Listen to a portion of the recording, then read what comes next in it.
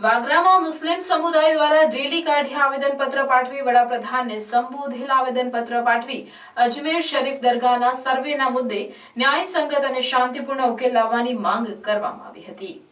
ઉત્તર પ્રદેશની સંભલની જામા મસ્જિદનો વિવાદ દેશભરમાં વકર્યો છે।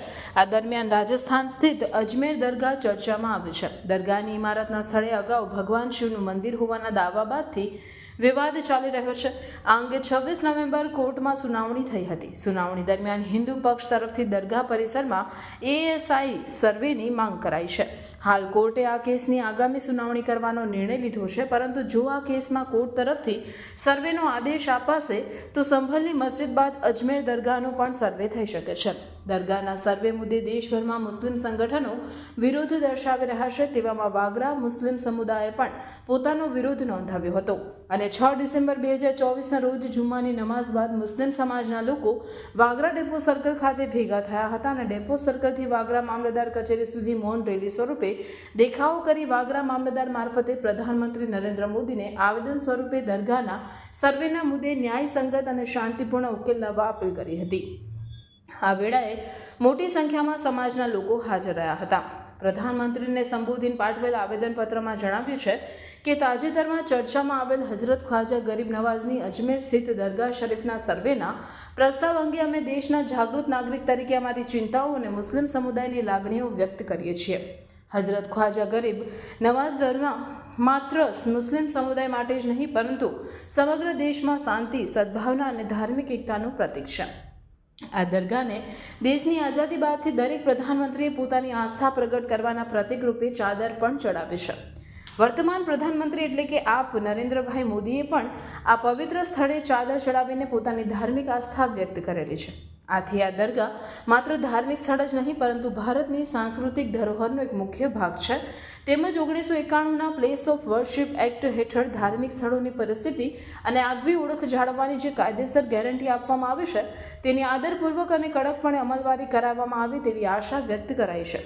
વધુમાં આવેદનમાં જણાવ્યું છે કે અમે આ માત્ર વિનંતી દ્વારા કહીએ છીએ કે હઝરત ખ્વાજા ગરીબ નવાઝની દરગાહને સંબંધિત કોર્ટમાં દાખલ યાચિકા આ મહત્વપૂર્ણ બાબત માટે સરકાર તાત્કાલિક સ્પષ્ટતા આપે અને કોઈપણ પ્રકારની તણાવપૂર્ણ પરિસ્થિતિ ટાળવા માટે બાંહેધરી અને દેશના દરેક નાગરિકની ધાર્મિક લાગણીઓને આદર સાથે સંબોધન કરે।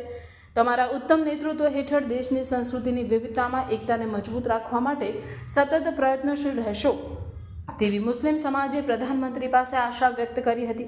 આવેદન આપતી વેળાએ યુવા સામાજિક કાર્યકર ઇમ્તિયાઝ પટેલ, સદામ મામુ, મુસ્તાક દલાલ, સાજિદ રાજ, જાકીર મુનશી તેમજ સિકંદર ભટ્ટી સહિતના મુસ્લિમ સમાજના આગેવાનો સહિત મોટી સંખ્યામાં મુસ્લિમ સંપ્રદાયના લોકો હાજર રહ્યા હતા।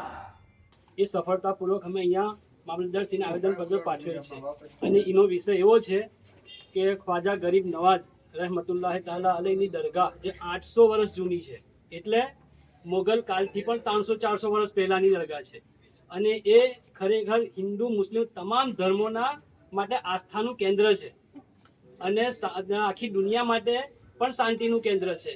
આવી પવિત્ર દરગાહને એક વિવાદમાં લઈ જઈને જે વિષ્ણુ ગુપ્તા નામ જે હિન્દુ સેનાના અધ્યક્ષ છે, એમને બિનજરૂરી અરજી કરેલી છે અને સર્વેની માંગ કરેલી છે, તે તદ્દન ખોટી છે અને દેશની અખંડિતતા, ભાઈચારાને તોડવાની અને નફરત ફેલાવવાની અને સસ્તી પ્રસિદ્ધિ મેળવવાનું આ કાવતરું છે।